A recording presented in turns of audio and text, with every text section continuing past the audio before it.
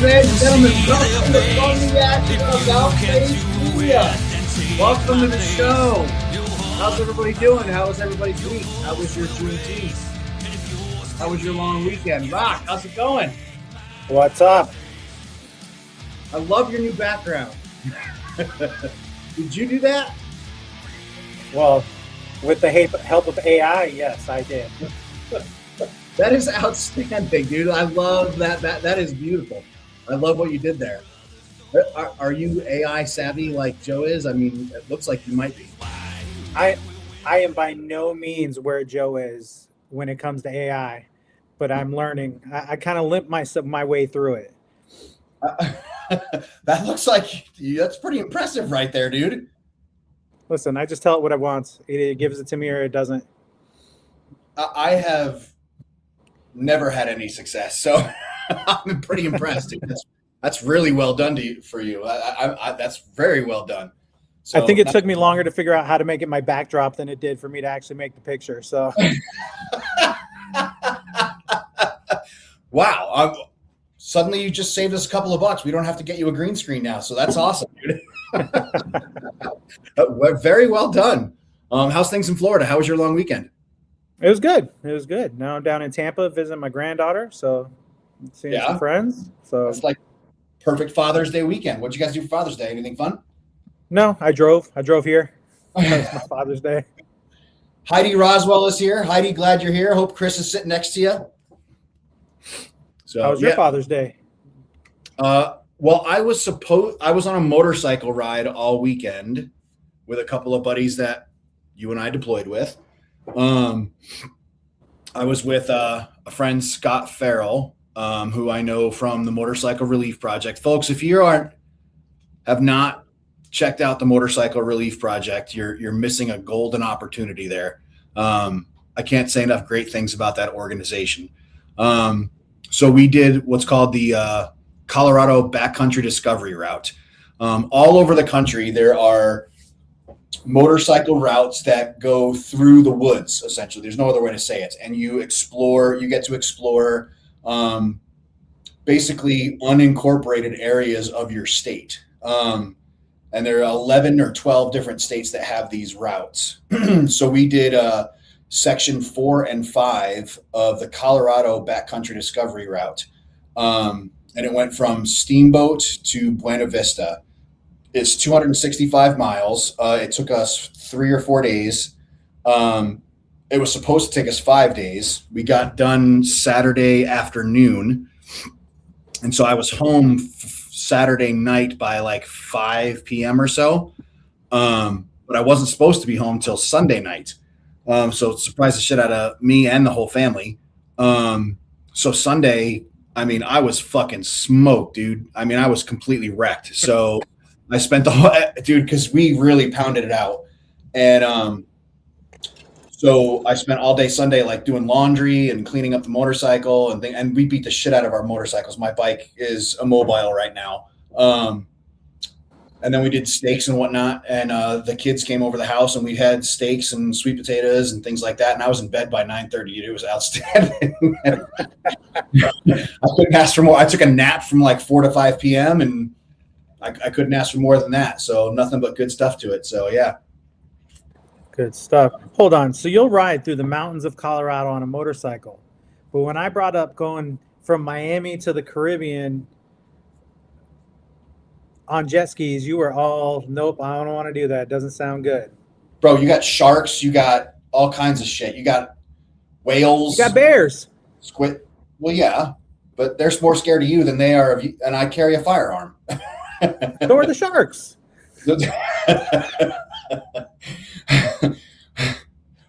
When are you doing this, by the way? Is this really a thing that you're going to do, or is this like a pipe dream? Is this something you're actually going to put together? This is something I want to do before my 50th birthday. So I got about a year and a half left. So if I got it, I mean, how long is this going to take you? it's 2.5 hours one way. Oh, really? I didn't. Oh, Roughly 2.5 to 3 hours on the jet ski. That's a long time on a jet ski, though. Oh. I thought this was like a multi-day trip. I didn't realize it was only 2 hours. You break it up into 2 days. So you take three hours to go over there, you enjoy the Bahamas, and then you come back like the next day. Oh. Yeah. I didn't realize it was, I thought it was much more drastic than that. Yeah, I can do 2 hours on a jet ski. Let's do this, dude. Say when. Oh, all right. Do you have jet skis? No, we'll rent them, or I'll just ask my buddy Rob and his wonderful wife if they'll loan me like $30,000 and I'll buy a couple. I mean, my wife is down. Yeah, she's all about jet skis. Hell yeah. We're jet ski family. Do jet skis hold that much fuel? Yeah, they do. Or do you have to bring fuel with you? You usually bring like an extra 1 can, but you can make it. Depends on the weather. Oh, well, I would hope we would do it on plan around that, and weather would be ideal. Yeah, hopefully. Yeah. Well, that was the thing. We did 5 different mountain passes. We had to skip one, Hagerman Pass, because it's elk calving season, and so elks were making babies up there, and so we couldn't go up that pass because it was closed. But everything else was good. It was a great ride. It was everything we were doing was at like 10,000 feet in altitude. So down here where I'm at 6,000 feet right now, and it was 90 to 100 degrees. But up there at like 10,000 feet, it was like 76 degrees. It was beautiful weather. We camped every night next to a mountain stream. Yeah, you couldn't ask for more. It was absolutely beautiful. It was a great weekend. Awesome. It really was. And you've been to Colorado, so you know what it's like up there. Yeah. It was beautiful, dude. I couldn't ask for anything more. Have you looked at some of the guests we've got coming up? I looked at a couple of them, yeah. So, obviously we got Sal Gonzalez tonight. Well played, Joe. Well played. Can't wait. I've been listening to his music all weekend. Folks, so last week we had on Label 22 Records, and we are going to go down the list. Label 22 Records. We're going to go down. We're going to go through all of their artists. If you know if you're hearing my voice and you know a veteran who is a musician who needs to be spotlighted, who needs some attention, bring them to our attention. We'll have them on the show. We'll highlight their music. We got nothing but some great musicians coming up. Christopher Saint, I believe, is the gentleman's name. We're going to have him on in just a few weeks. He's going to I can't wait to have him on. I love some of his music. But here's the big one. On July 6th, we are going to have retired Sergeant Major. Did I say July or January? July 6th, we're going to have retired Sergeant Major Mike Vinning, one of the original plank holders for Special Forces Operational Attachment Delta. He is he has a book coming out in August called Blasting Through, and it's his journey through the development of SFOD Delta. That is going to we're going to give him the whole hour. Normally we break the show up into segments, like just in a second right here, we're about to do Never Forgotten. But we're going to give Sergeant Major Vinning the entire hour, and we're going to let him talk about his book and his journey through his military career. And yeah, folks, if you don't know who Sergeant Major Vinning is, you should really look him up. That's going to be a hell of an interview and a hell of a show. Well, then you just don't get the right reels, because that's like one of my favorite memes is, this is the guy you're afraid of. This is the guy you should be afraid of. That's exactly it. Because he looks like a fucking accountant. Yeah. He looks like he would do your taxes and do a great job on your taxes. And that dude has a stack of bodies as long as, an enlistment contract. So I'm really excited about this interview and how it all came together. So it's going to be a good one. So, and the fact that it's on the 4th of July weekend, at the end of the 4th of July weekend for our nation's birthday, he had to reschedule once. And when he's like, oh, how about July 6th? I'm like, that is fucking perfect. That's an absolutely perfect weekend. So we had to move some folks around, but it's going to be an excellent interview. I can't wait for it. Awesome. I know I'm pretty amped about it. But speaking of being amped, one of the things that we have to deal with here is we have to do Never Forgotten. So let me pull up our Never Forgotten. If you can pull it up as well. Last week before the show aired, our nation lost 8 service members to an aircraft crash. We lost them to a, well, there you go, right there.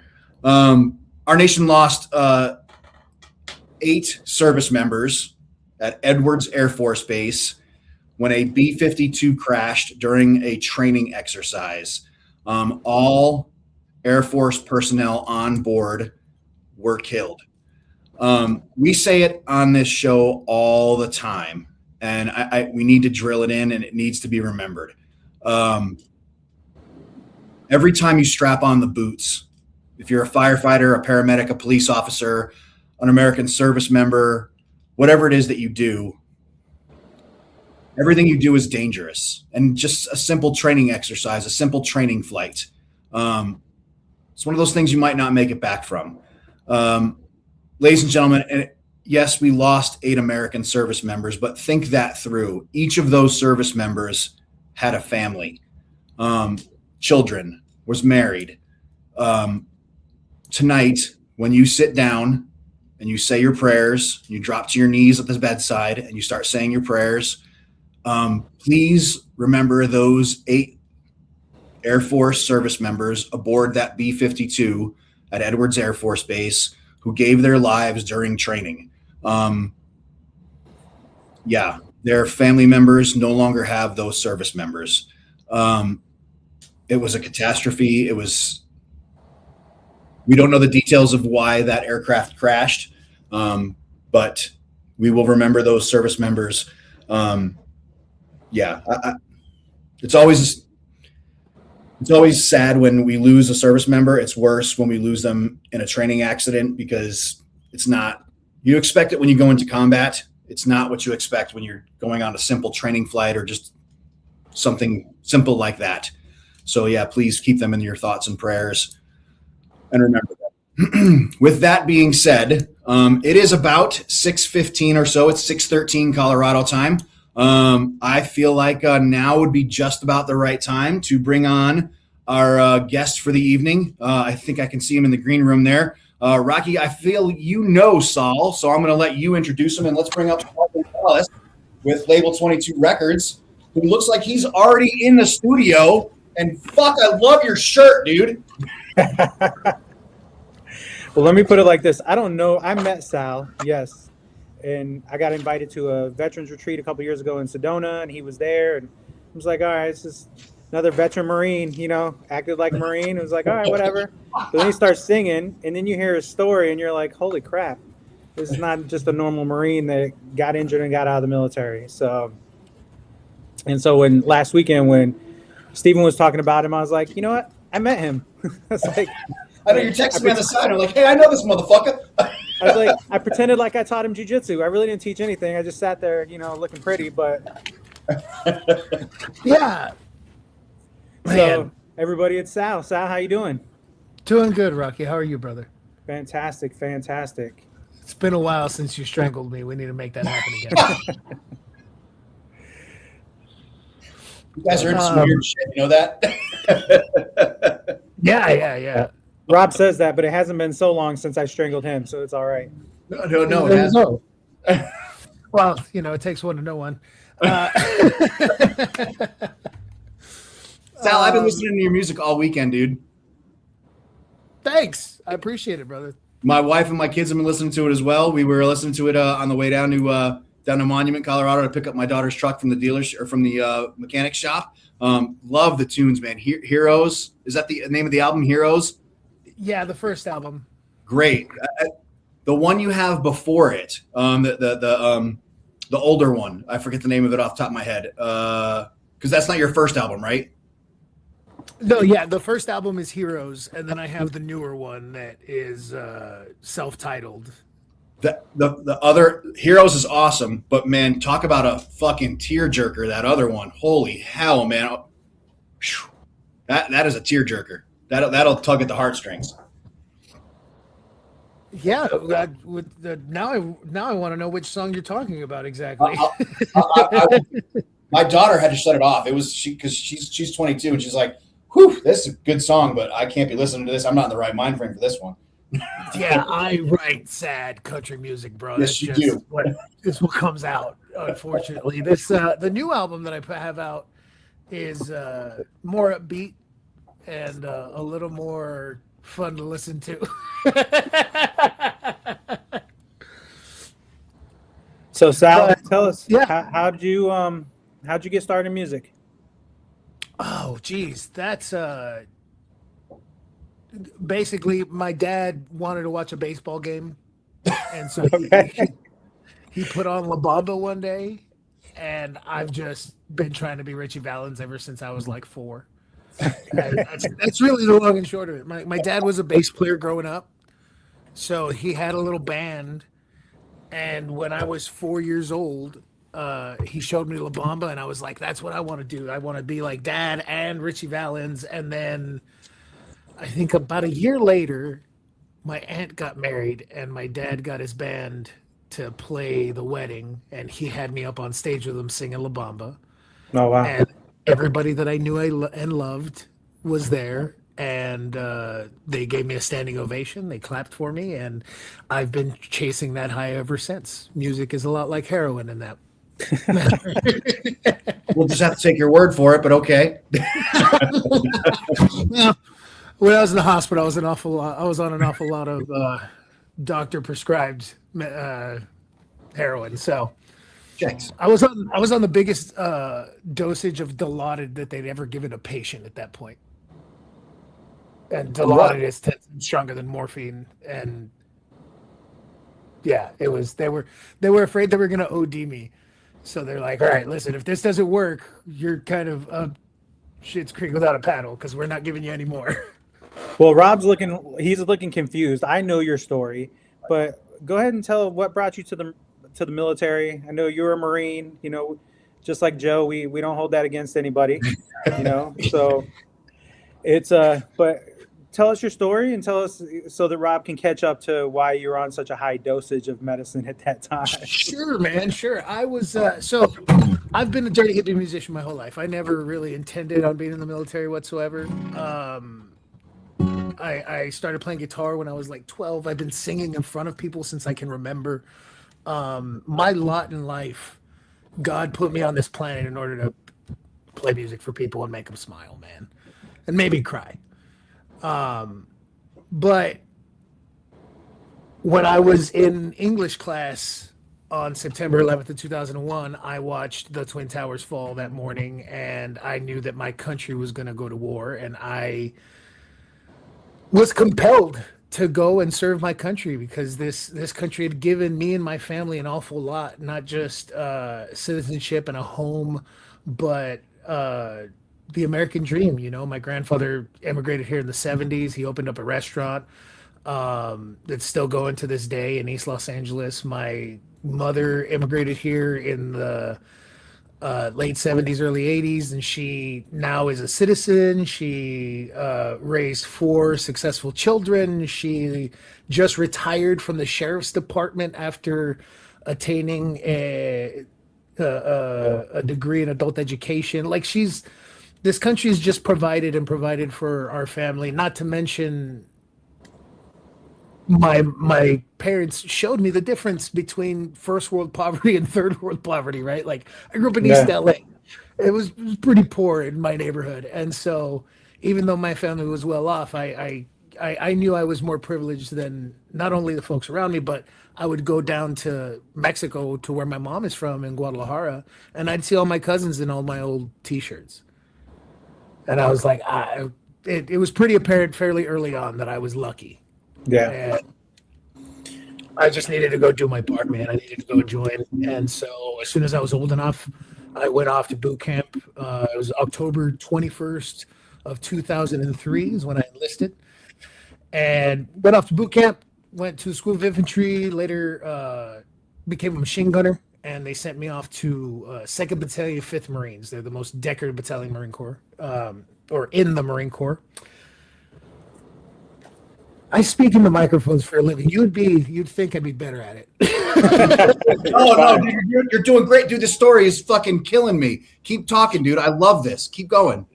So I ended up with 2nd Battalion, 5th Marines, and I'm a machine gunner with the weapons company there. And they, we do 6 months of training, combat anti-armor stuff, and then they ship us off to Iraq, and I end up in a town called Ar-Ramadi.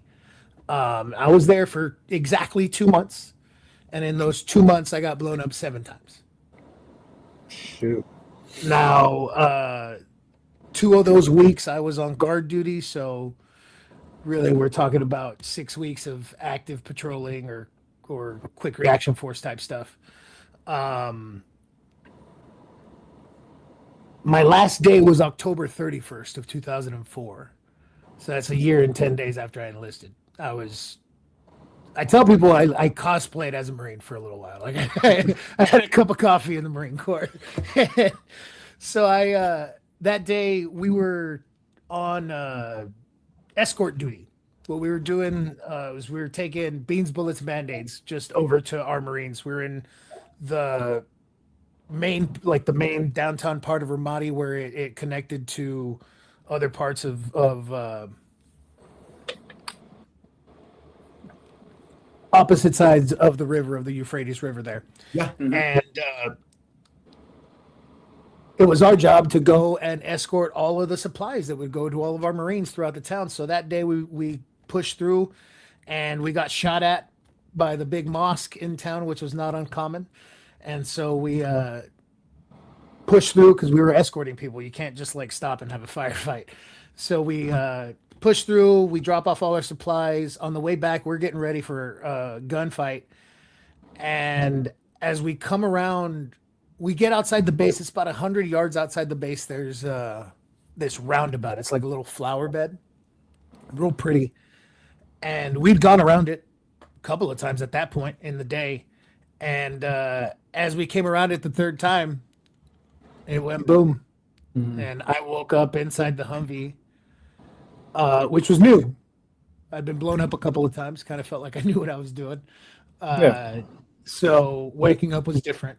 And what they train us as machine gunners, what they train us to do is they train us to get back up to your machine gun, because what bad guys will do is they'll disable a vehicle and they'll wait a few minutes, or they'll wait a minute to let you try and get your casualties out of the vehicle, and then they'll attack again. So as machine gunners, we're trained to just reach back up and get back up on our machine guns, cover our Marines, make sure we're getting everybody safe and covered. And so I reached up, pulled down my machine gun, and pulled myself up, and my right leg did everything I asked it to. And my left leg felt like it got stuck in the e-brake, like it was stuck on something, in somebody's seatbelt, something. And I tried 2 or 3 times before I actually looked down at my foot. And when I looked down at my leg, it was bent at the shin. Mm-hmm. At an angle that was fairly sickening, and I was starting to bleed, and I knew I was going to have a bad day. So I laid back and did what Marines do best: let the Navy take care of us. Doc Hulata pulled me out of that Humvee, and he gave me morphine, which I recommend highly if you're ever traumatically injured in that fashion.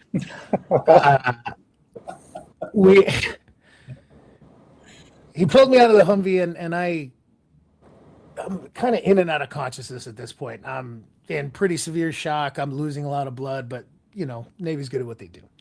So I get taken to a field hospital, and eventually I end up in like a helicopter, and I fall asleep. And I wake up and I'm talking to another doctor, and then I fall asleep and I wake up again and I'm being carried onto one of those big CH-46 helicopters. And they asked me my name and my social, and they asked me my battle buddy's name and my social. His name's Kenny. He was he survived. He almost died a couple of times. He died for like a while. He died for a few minutes and they were able to resuscitate him. But he was above me, and I gave him his name. I didn't know his social. I was like, that's his name. They go, cool. And I fell asleep. And the next time I woke up, I was in a hospital room and my mom and my dad are at my bedside, and I've got my younger brother and my two older sisters are there. And I thought I died at first. Like, my mom and dad have been divorced since I was 8. They haven't been in the same zip code, let alone room, since that. So I open my eyes, I see mom and dad, and I'm like, where's Jesus? I have to be dead. There's no way these two people are getting along. And no, they're like, no, you got hurt. And I was like, okay. And then I started getting angry. I was like, whose decision was it to fly my parents and siblings into a combat zone? Because at this point, I think I'm in Iraq somewhere. I think I'm in Baghdad in a hospital or something. And they go, no. You're in Bethesda, Maryland. Oh, wow. You've been in a coma for a week.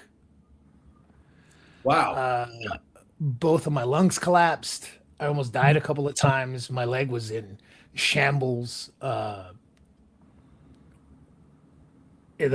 bomb was a 155 round that they put a shape charge on the front of. For those of you who don't know, it's just a kind of explosive. It's an old artillery round that they convert into a bomb. And it basically is meant to go through armor. And it sure did. It went through our armor. It ripped through the left rear passenger door. It hit my assistant gunner, Kenny. It hit him pretty much head to toe. He is very lucky to be alive, but he is absolutely killing it. He's an FBI agent. He lives in Texas. Fuck yeah, Kenny. I never say his last name because now he does secret scroll stuff, and I gotta. You don't want people doxing him. Good job. We call him Kenny the RPG Dodger. You never have to say, "Oh my God, they killed Kenny." Yeah, no, that's hard to do with him. So the bomb hit Kenny. It hit me in the leg, and it would have hit me in both legs. But my right leg, I sat weird in the Humvee. I always sat with my right leg, my knee kind of in front of my other passenger's face, which always made them angry. But who cares? And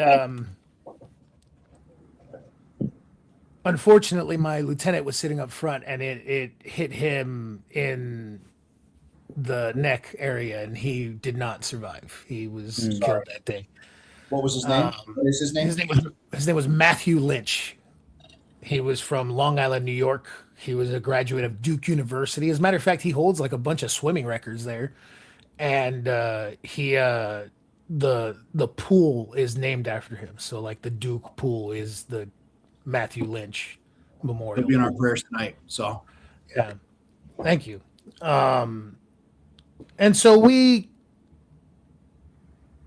my leg is just shot. The bomb vaporized about 1.5 inches of bones and nerves and muscle and just liquefied a bunch of stuff.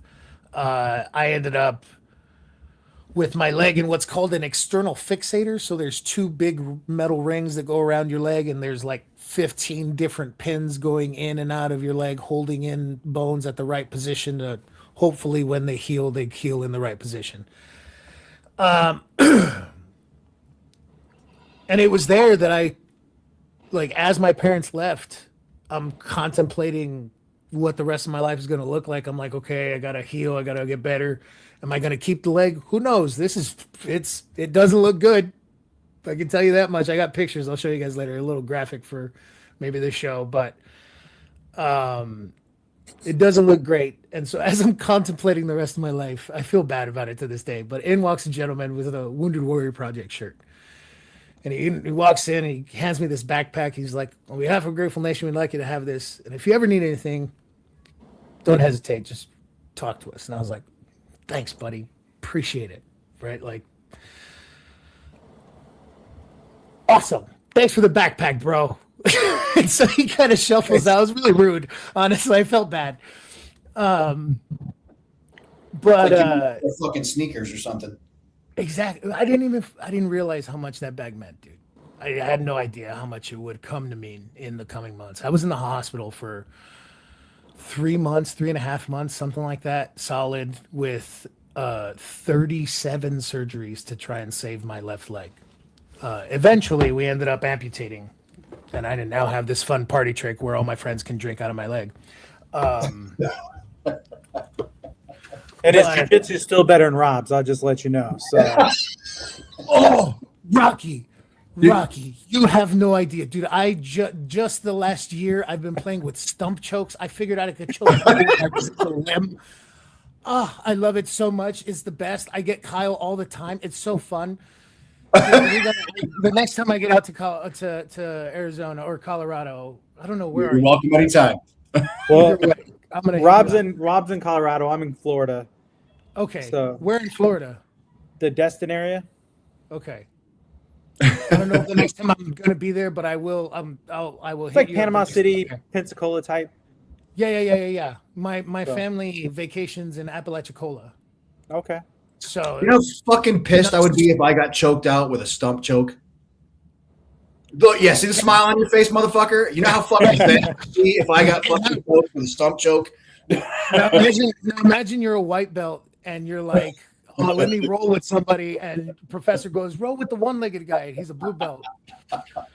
He won't triangle you. Yeah, I don't triangle. Yeah, it's a lot of fun, modified. Yeah. This is my favorite interview ever. But I digress. This backpack had like t-shirts and shorts and underwear and socks, which now last me twice as long. But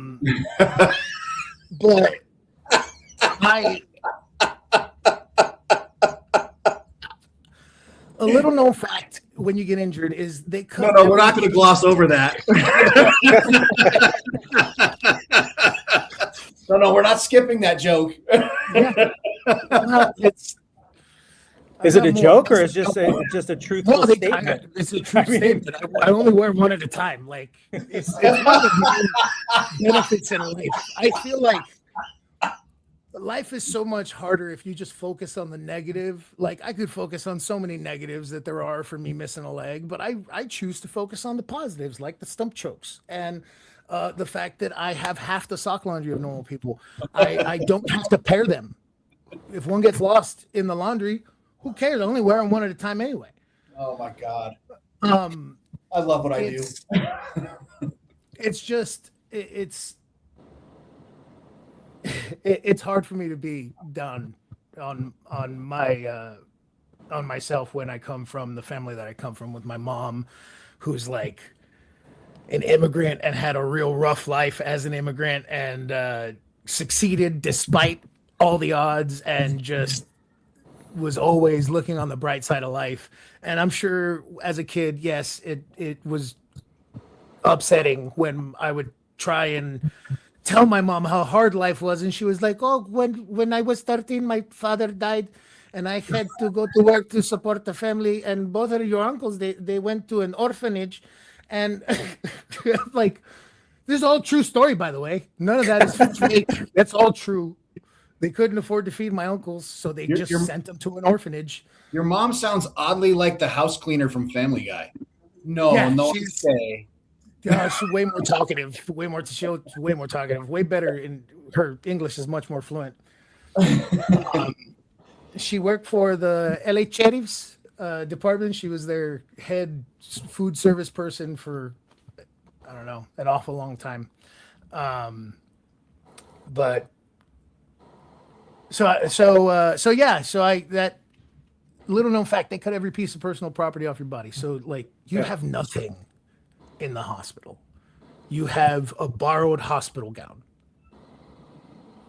So having like a t-shirt to be able to throw on your body means a lot. Having a pair of underwear to be able to cover yourself it means a lot. It means a lot more than I could really put into words. But eventually we end up amputating my leg, and I go to San Antonio, Texas to learn how to get a prosthetic, learn how to walk again, do all the fun stuff. It sounds really hard, but it's not. I have a knee.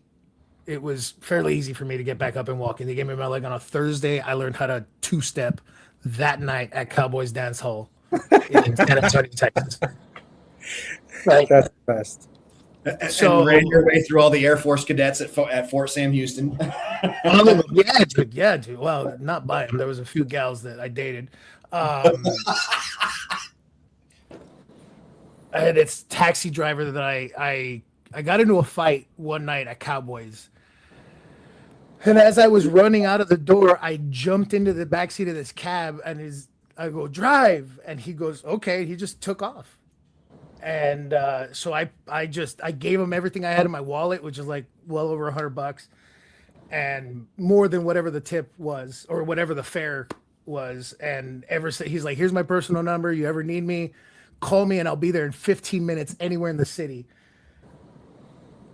Sure as hell. Anytime I called this man, he was there in 15 minutes, and he started calling me and being like, hey, I got these Air Force girls in the back of my cab, and I've been telling them about you, and they want to meet a real American hero. I'm like, dude, what are you talking about? And he'd show up to base with these two beautiful little Air Force girls who were in training, and I'd be like, hey, how's it going? We'd go to a movie. It was a rough couple of months. Man. Yeah. But so tell us. It sounds like happily ever after, right? Like it sounds like, oh, good time. I retire and I go along and I move to Nashville and I pursue my career and all is well. But and you're an international music star. Exactly. But when I retired, man, I started drinking in a real heavy kind of way, and not in a productive sort of like just blowing off steam kind of a thing.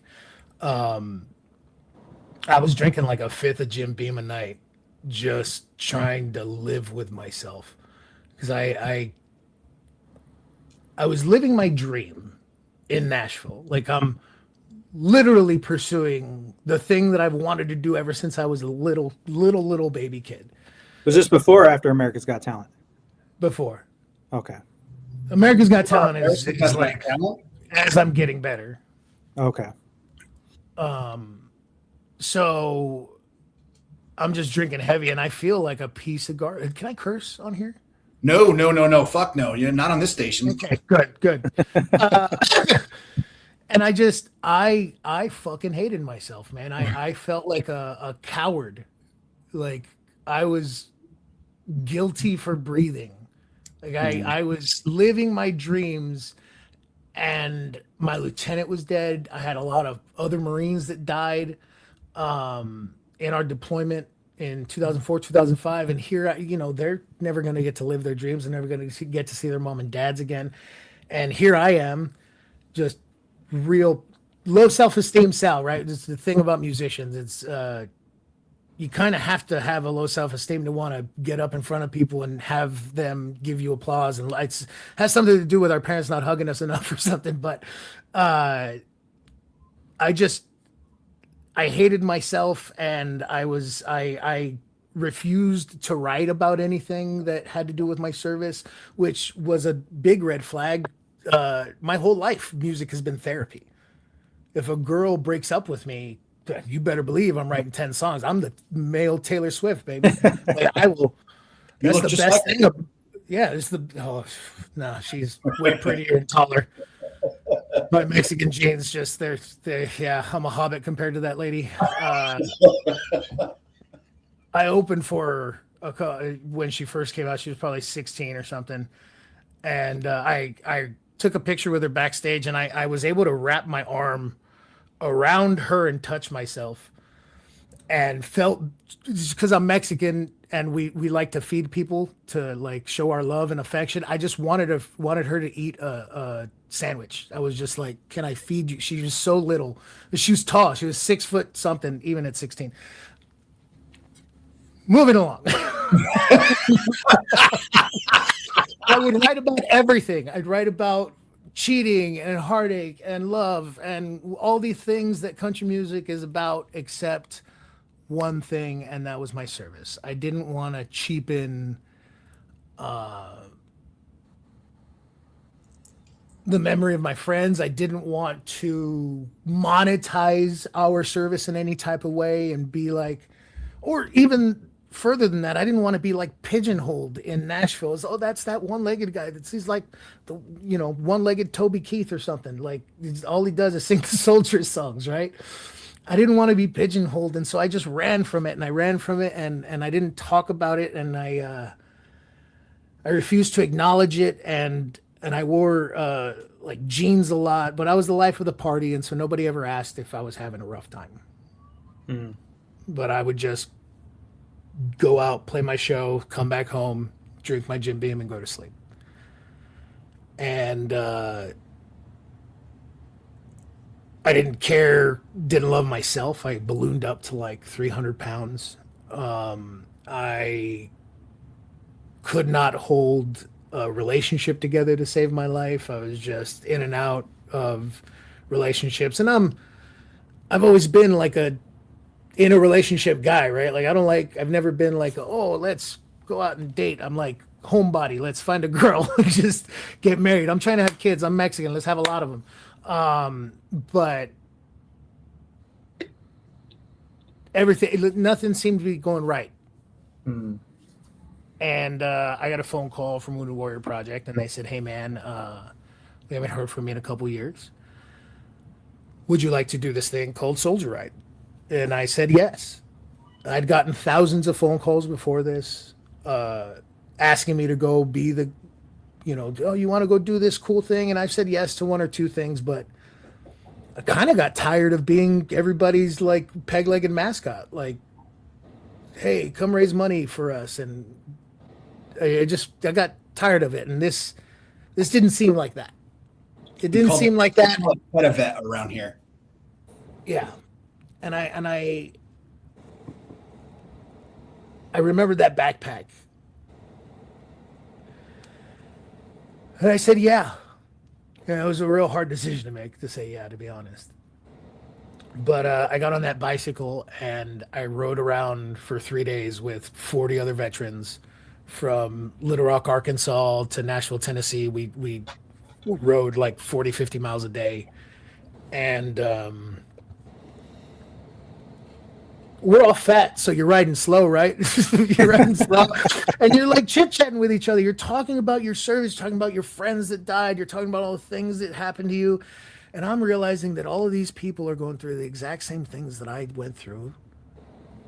And they're doing the exact same things that I'm doing now and behaving the exact same way that I'm behaving. But they don't have the great excuse of trying to be a rock star. Like, I got a great excuse, right? Like, what are rock stars known for?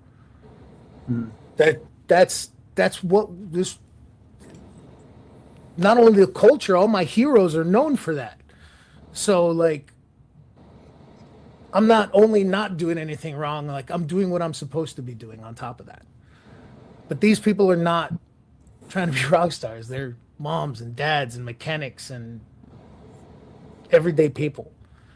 And they're feeling the same type of way that I am. And I when it was about myself, I didn't want to lift a finger. I didn't love myself that much. But for my brothers and sisters, I'd walk through hell in a gasoline-covered suit twice, to quote Pete Rose.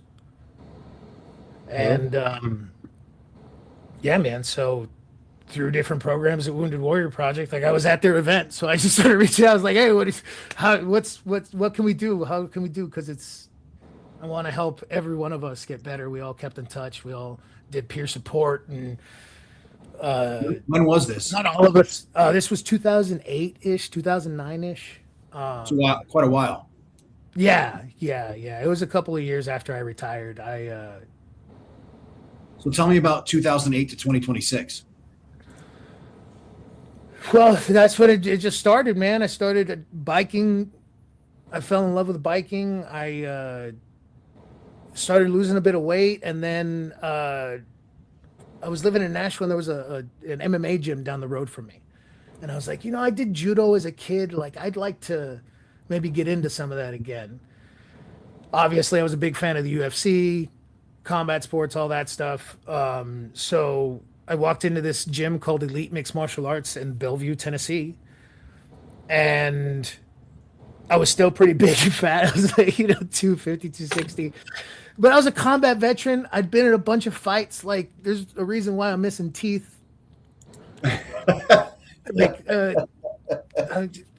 got a big mouth and I don't got good hands. There's a lot of anyway. I got another story about that retreat that we met on, Rocky, because this last year's retreat, I had an experience that I have to tell you about. But I'm in this gym. I'm experienced. I'm doing really good with a lot of the striking, and then we get into the grappling, and I'm a fish out of water. And at the end of the lesson, they said, "Hey, we're gonna, if you want to spar, go ahead and spar." And this little kid named Connor, who was 14 years old, he was a monster. He was big, 6 foot, but 14 years old, this kid, and he strangled me in under 2 minutes. It took him no time at all. We've been there. We rolled for 5 minutes. He must have tapped me half a dozen times, if not more. And I was I have to learn how to do this. Like, a child cannot be able to do this to me. And that was the beginning of my jiu-jitsu journey. That was probably 2010 or 11. The whole time I'm playing music, and I'm now, after that event, I'm playing every charity that would have me. I stayed away from all these charities. People would call me, "Hey, we're raising money for this, we're raising money for that, we're raising money for Warriors, we're raising money for," and I'd say, no thanks, you don't want me there, this, I'm not good enough or whatever. And after that soldier ride, I was like, no, I'm gonna do everything. You raising money for babies, we're raising money for dogs, we're raising money for babies, we're raising money for vets, we're doing it right. And I'm telling my story. I'm talking to people about me missing a leg and all the cool stuff. And they're like, "You need to write a song about it." And I started writing about it, and I was at a benefit for a young man. He had lost his dad in Afghanistan. He was a Marine. And he was 8 or 9 at the time. His name's Christian Gazinski. And we were raising money to send him off to a really nice private school. And I'm sitting there talking to this young man about his dad and about the memories and what he likes to be called and what he wanted to be called. And he wanted to be called what his dad was called, which was Ski, which is what all his Marines called him. And so I was like, "Yeah, you're Ski for sure, dog. Little Ski, big hugs, whatever." And up walks this veteran. He could have been Vietnam veteran. He could have been Desert Storm. I don't quite remember, but he had everything. He had the hat with all the stuff. He had the vest with all of the shit on it, and PALMIA and all the acronyms you could say, and everything, man. And he came up to me and he shook my hand. He said, "Thanks for your service." I was wearing shorts because I like attention like an asshole. And he said, "You're a hero, man. Welcome home." And I appreciated the welcome home and the thank you for your service, but I lost too many of my brothers out there to feel like any kind of hero. And I didn't really do anything to warrant sort of hero status. I just kind of did my job and got injured in the process. And it pissed me off, man. Like, if anybody should understand how I feel about that word, it should be another veteran, especially in front of this kid of quite literally our hero, of the child of our hero. And I went home and I wrote a song about it. It's called Heroes. It's out everywhere music is sold. it's kind of sad, so I like to play it and then move on, because if not, I'll just end with everybody crying. Are you gonna play it for us? Yeah, I'm gonna play it for you. Can you hear this Hell guitar? yeah. Okay? Yeah, we care. They threw him a party the day that he got home, when they called him a hero, but he felt all alone, surrounded by his family and all his friends but one. Oh, he lost him in that country to a buried roadside bomb, when his dad stood up and said, our hero has returned. He looked down at his scars and his purple heart and said, Dad, you know that hurts, 'cause I don't mean to not sound grateful, 'cause the good Lord knows I am, for sparing me my life on the day he took my friend. But I still wish that I could go with him, maybe even took his place, but destiny didn't lead me that way. So I'm not trying to say you're wrong, but heroes ain't the ones who make it home.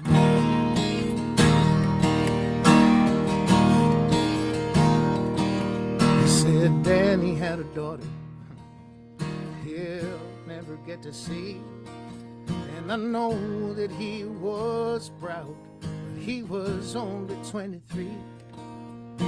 They gave me this medal, pinned it on my uniform. This piece of tin don't mean a thing, no, if it can't bring them home. So I don't mean to not sound grateful, 'cause the good Lord knows I am, for sparing me my life on the day he took my friend. But I still wish that I could go with him, maybe even took his place, but destiny didn't lead me that way. So I'm not trying to say you're wrong, but heroes are the ones who make it home.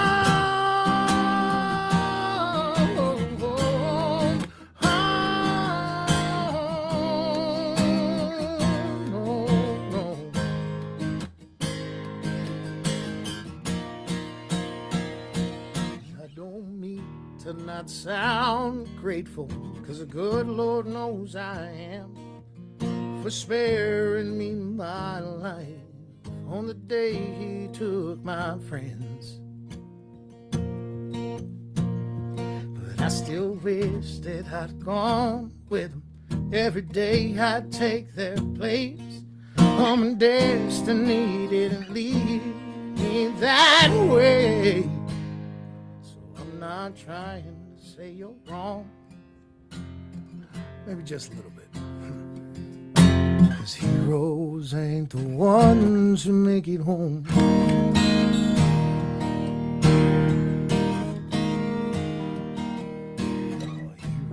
Heroes ain't the ones who make it home.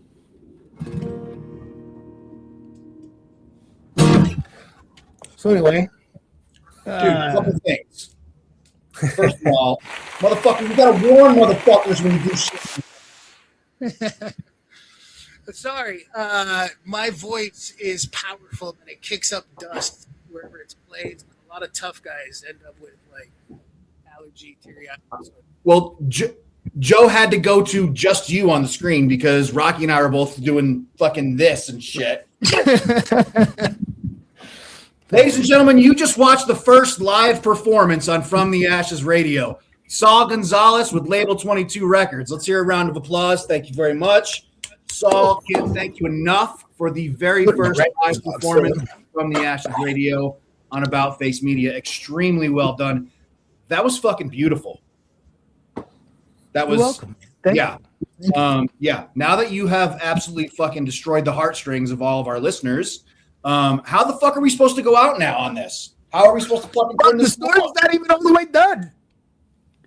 I mean, you know? I can't just close the show now. No, of course not. You good to go out? We got stuff. We got stuff to talk. There's other things. We need a positive note to go out on. I got a positive note. We'll go out on the experience. You got 6 minutes. 6 minutes. Okay. So 6 minutes.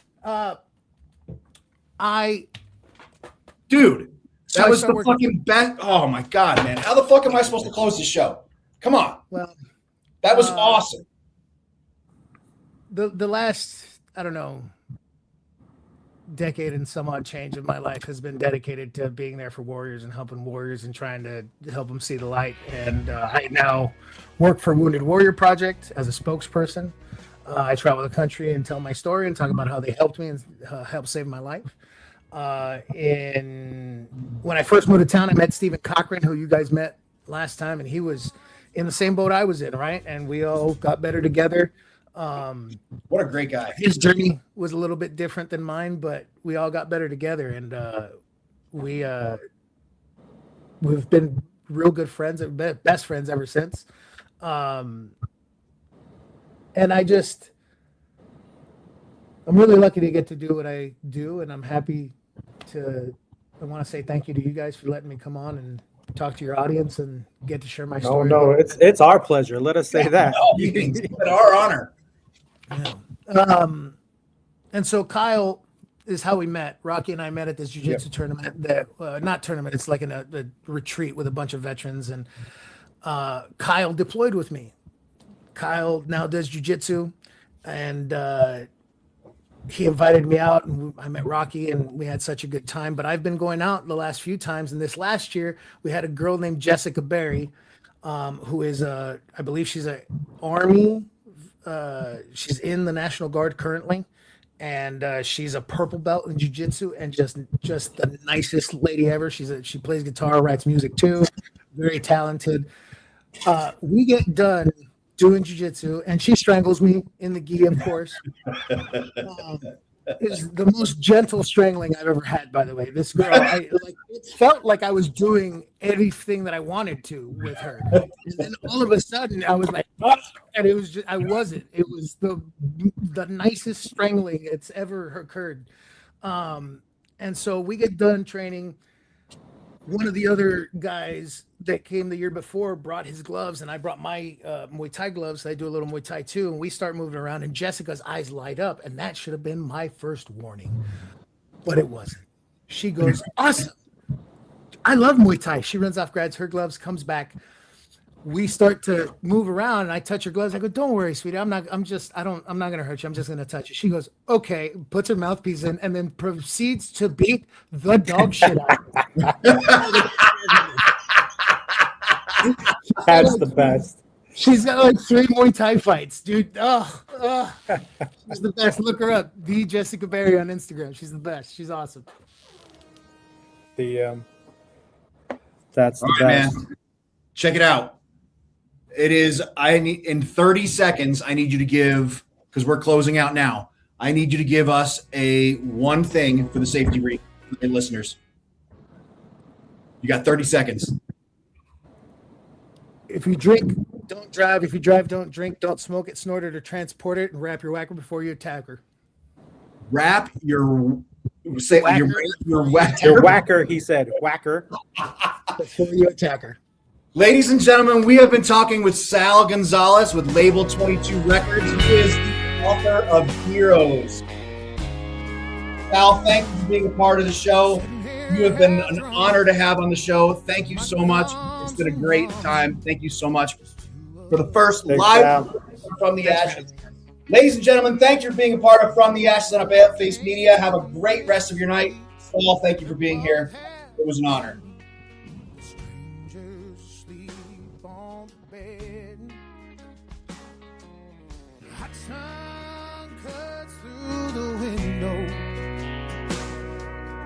I reach from my prayer to smoke. If you live the hell that I've been through, then you try to hide from it too.